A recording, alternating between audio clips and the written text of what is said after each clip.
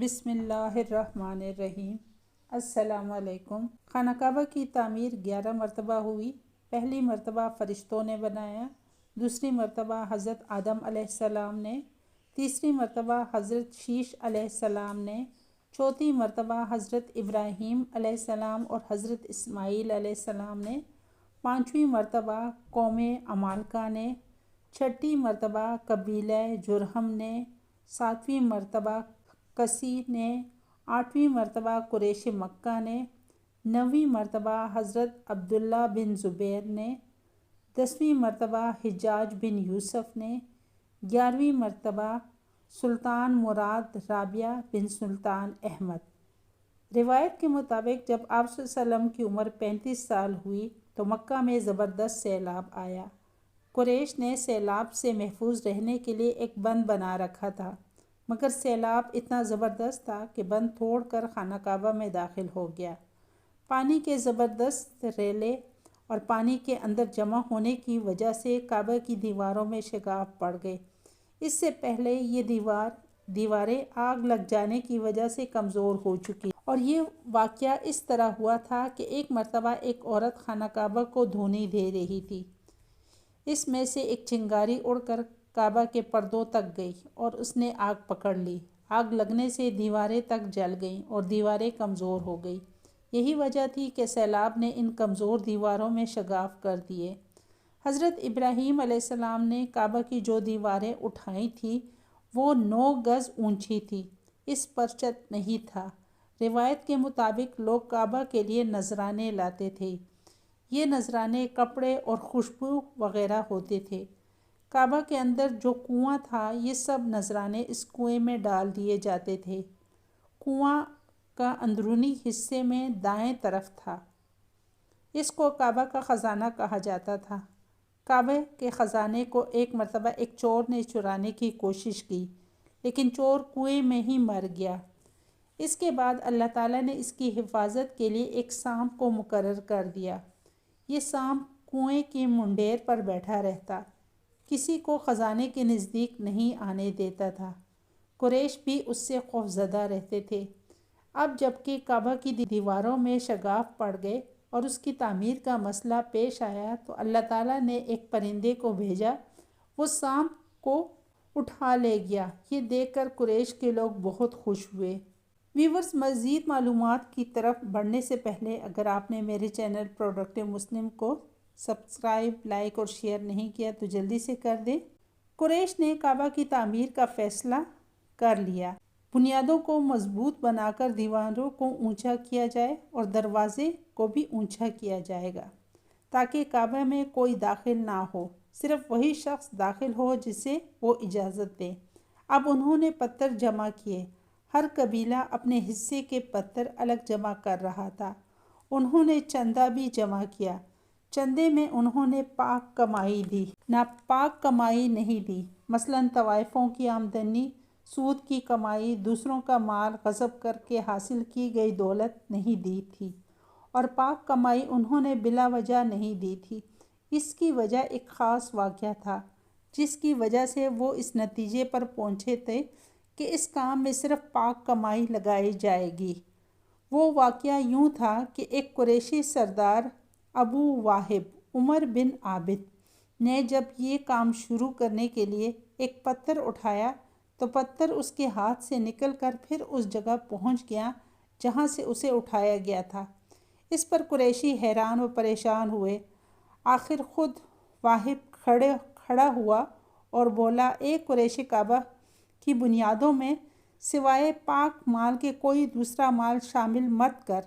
بیت اللہ کی تعمیر میں کسی بدکار عورت کی کمائی، سود کی کمائی یا زبردستی حاصل کی گئی دولت ہرگز شامل نہ کرنا۔ یہ واہب حضرت محمد صلی اللہ علیہ وسلم کے والد عبداللہ کا ماموں تھا اور اپنی قوم میں ایک شریف آدمی تھا۔ جب قریش کے لوگ کعبہ کے لیے پتھر دھو رہے تھے تو ان کے ساتھ نبی کریم صلی اللہ علیہ وسلم بھی شریک تھے۔ آپ پتھر اپنی گردن پر رکھ کر لا رہے تھے۔ تعمیر شروع کرنے سے پہلے قریش کے لوگوں نے خوف محسوس کیا کہ خانہ کعبہ کی دیواریں بھی گرنے سے ان پر کوئی مصیبت نازل نہ ہو جائے۔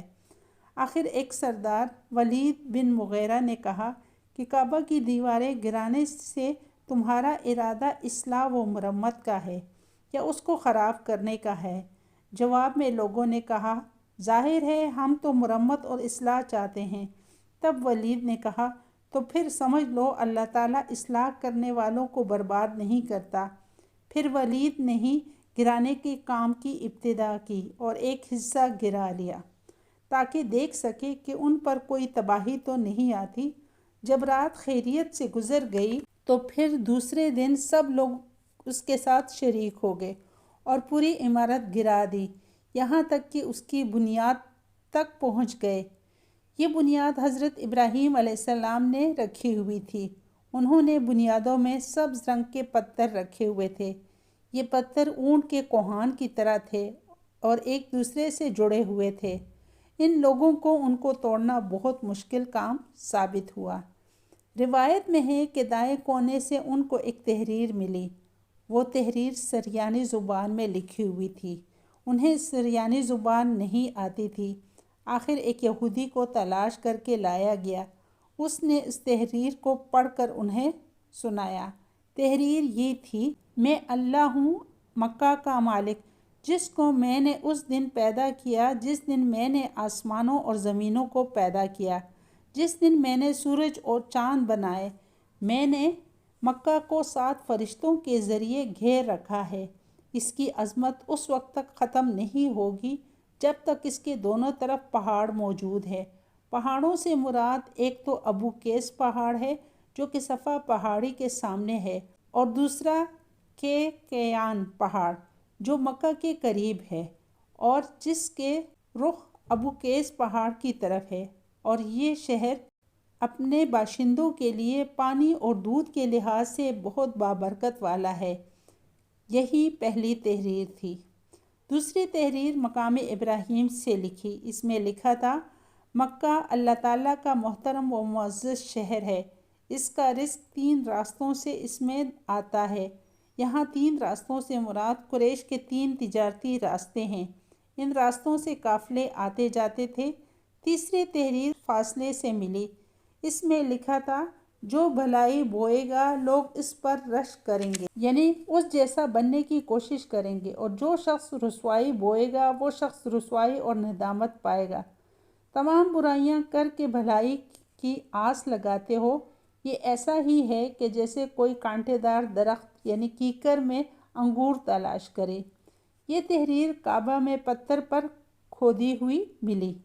قریش کو کعبہ کی تعمیر میں پتھر کے علاوہ لکڑی کی بھی ضرورت تھی۔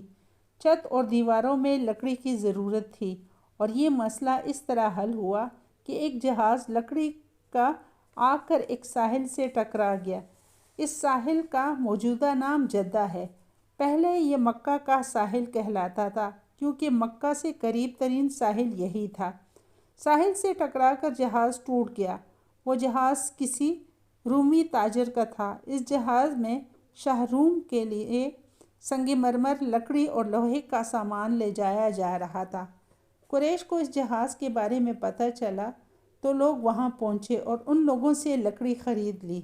اس طرح اس چھت کی تعمیر میں اس لکڑی کو استعمال کیا گیا۔ ویورز، یوں خانہ کعبہ کی تعمیر کا کام حجر اسود تک پہنچ گیا، لیکن یہاں پہنچ کر ایک نیا مسئلہ کھڑا ہو گیا۔ سوال یہ تھا کہ حجر اسود کون اٹھا کر اس کی جگہ پر رکھے گا؟ ہر قبیلہ یہ فضیلت خود حاصل کرنا چاہتا تھا، اس لیے مختلف قبیلوں کے درمیان جھگڑا شروع ہوا، اور یہ جھگڑا اس حد تک بڑھا کہ مرنے مارنے کی نوبت آ گئی۔ لوگ ایک دوسرے کو قتل کرنے کے لیے تیار ہو گئے۔ تلواریں نیاموں سے نکل آئی۔ آخر وہ سب بیت اللہ میں جمع ہوئے۔ ان لوگوں میں ابو امیہ بن مغیرہ بھی تھا، جو قریش میں سب سے زیادہ عمر والا تھا۔ یہ ام المومنین سیدنا حضرت سلمہ رضی اللہ تعالی عنہا کا باپ تھا۔ وہ قریش کے انتہائی شریف لوگوں میں سے تھا۔ اس جھگڑے کو ختم کرنے کے لیے انہوں نے ایک تجویز پیش کی۔ اے قریش کے لوگوں، ایسا جھگڑا ختم کرنے کے لیے تم یوں کرو کہ حرم کی صفا نامی دروازے سے جو شخص سب سے پہلے داخل ہو اس سے فیصلہ کروا لو، وہ تمہارے درمیان جو فیصلہ کرے تم سب اس کو مان لو۔ یہ تجویز سب نے قبول کی۔ آج اس دروازے کو باب الاسلام کہا جاتا ہے۔ یہ دروازہ رکن یمانی اور رکن حجر اسود کے درمیانی حصے کے سامنے ہے۔ یہ اللہ تعالیٰ کی قدرت تھی کہ اس دروازے سے سب سے پہلے خاتم النبیین سید المرسلین حضرت محمد صلی اللہ علیہ وآلہ وسلم داخل ہوئے۔ قریش نے جیسے ہی آپ کو دیکھا پکار اٹھے، یہ تو امین ہے، یہ تو محمد ہے، ہم ان پر راضی ہیں، کیونکہ قریش کے جھگڑوں کے فیصلے آپ ہی کرتے تھے اور آپ صلی اللہ علیہ وسلم کسی کی بے جا حمایت نہیں کرتے تھے۔ پھر لوگوں نے اپنے جھگڑے کی تفصیل آپ کو سنائی۔ آپ نے ان سے کہا کہ ایک چادر لے آؤ۔ وہ لوگ چادر لے آئے۔ آپ صلی اللہ علیہ وسلم نے اس چادر کو بچھایا اور اپنے دست مبارک سے حجر اسود کو اٹھا کر اس پر رکھ دیا۔ پھر آپ صلی اللہ علیہ وسلم نے ارشاد فرمایا، ہر قبیلے کے لوگ اس چادر کا ایک کنارہ پکڑ لیں، پھر سب مل کر اس کو اٹھائیں۔ انہوں نے ایسا ہی کیا۔ چادر کو اٹھاتے ہوئے وہ اس مقام تک آ گئے جہاں حجر اسود کو رکھنا تھا۔ اس کے بعد نبی کریم صلی اللہ علیہ وسلم نے حجر اسود کو اٹھا کر اس کی جگہ رکھنا چاہا، لیکن عین اس وقت ایک نجدی شخص آگے بڑھا اور تیز آواز میں بولا، بڑے تعجب کی بات ہے کہ آپ لوگوں نے ایک کم عمر نوجوان کو اپنا رہنما بنا لیا، اس کی عزت افزائی میں لگ گئے۔ یاد رکھو یہ شخص سب کو گروہوں میں تقسیم کر دے گا، تم لوگوں کو پارا پارا کر دے گا۔ قریب تھا کہ لوگوں میں اس کی بات سے جھگڑا ہو جاتا، لیکن پھر خود ہی محسوس کیا کہ حضور نبی کریم صلی اللہ علیہ وسلم نے جو فیصلہ کیا ہے وہ لڑائی کرانے والا نہیں ہے، بلکہ لڑائی کو ختم کرنے والا ہے۔ چنانچہ حجر اسود کو نبی کریم صلی اللہ علیہ وسلم نے اپنے مبارک ہاتھوں سے اس کی جگہ پر رکھ دیا۔ مورخین نے لکھا ہے کہ یہ نجدی شخص شیطان تھا جو انسانی روپ میں آیا تھا۔ کہتے ہیں کہ جب کعبہ کی تعمیر مکمل ہو گئی تو قریش نے اپنے بتوں کو پھر اس میں سجا دیا۔ بعض صحابہ نے فرمایا کہ زمین و آسمان کو پیدا کرنے سے پہلے اللہ تعالیٰ کا عرش پانی کے اوپر تھا۔ جب عرش کو پانی پر ہونے کی وجہ سے حرکت ہوئی تو اس پر یہ کلمہ لکھا گیا، لا الہ الا اللہ محمد الرسول اللہ، اللہ تعالیٰ کے سوا کوئی معبود نہیں، محمد صلی اللہ علیہ وسلم اللہ تعالیٰ کے رسول ہیں۔ اس کلمے کے لکھے جانے کے بعد عرش ساکن ہو گیا۔ جب اللہ تعالیٰ نے زمین و آسمان کو بنانے کا ارادہ فرمایا تو اس نے پانی پر ہوا کو بھیجا، اس سے پانی میں موجیں اٹھنے لگی اور بخارات اٹھنے لگے۔ اللہ تعالیٰ نے ان بخارات یعنی بھاپ سے آسمان کو پیدا فرمایا۔ پھر اللہ تعالیٰ نے کعبہ کی جگہ سے پانی ہٹا دیا، جگہ خشک ہو گئی، چنانچہ یہی بیت اللہ کی جگہ ساری زمین کی اصل ہے اور اس کا مرکز ہے۔ یہی خشکی بڑھتے بڑھتے 7 براعظم بن گئی۔ جب زمین ظاہر ہو گئی تو اس پر پہاڑ قائم کیے گئے اور کہا جاتا ہے کہ زمین پر سب سے پہلا پہاڑ ابو قیس ہے۔ پھر اللہ تعالیٰ نے فرشتوں کو حکم دیا کہ زمین پر ایک گھر بناؤ تاکہ آدم کی اولاد اس گھر کے ذریعے میری پناہ مانگے۔ انسان اس گھر کا طواف کرے جس طرح تم نے میرے عرش کے گرد طواف کیا، تاکہ میں ان سے راضی ہو جاؤں۔ فرشتوں نے حکم کی تعمیل کی۔ پھر حضرت آدم علیہ السلام نے خانہ کعبہ کی تعمیر شروع کی۔ انہوں نے 5 پہاڑوں کے مسالے سے خانہ کعبہ کی تعمیر کی۔ یہ پہاڑ جن کے نام طور سینا، جبل زیتون، جبل لبنہ، جبل بودی اور جبل حرا ہیں۔ ان کوہستانی سلسلوں کی مٹی سے کعبے کی بنیادیں بنی۔ اس کے بعد حضرت ابراہیم علیہ السلام اور حضرت اسماعیل علیہ السلام نے خانہ کعبہ کی تعمیر کی۔ قریش کے ہاتھوں یہ تعمیر چوتھی بار ہوئی۔ ویورز، مجھے امید ہے کہ آپ کو آج کی یہ ویڈیو پسند آئی ہوگی۔ اگر پسند آئی ہے تو میرے چینل پروڈکٹیو مسلم کو سبسکرائب، لائک اور شیئر ضرور کریں تاکہ میری حوصلہ افزائی ہوتی رہے اور میں آپ کے لیے آئندہ بھی اسی طرح اچھی ویڈیو بناتی رہوں۔ اللہ حافظ۔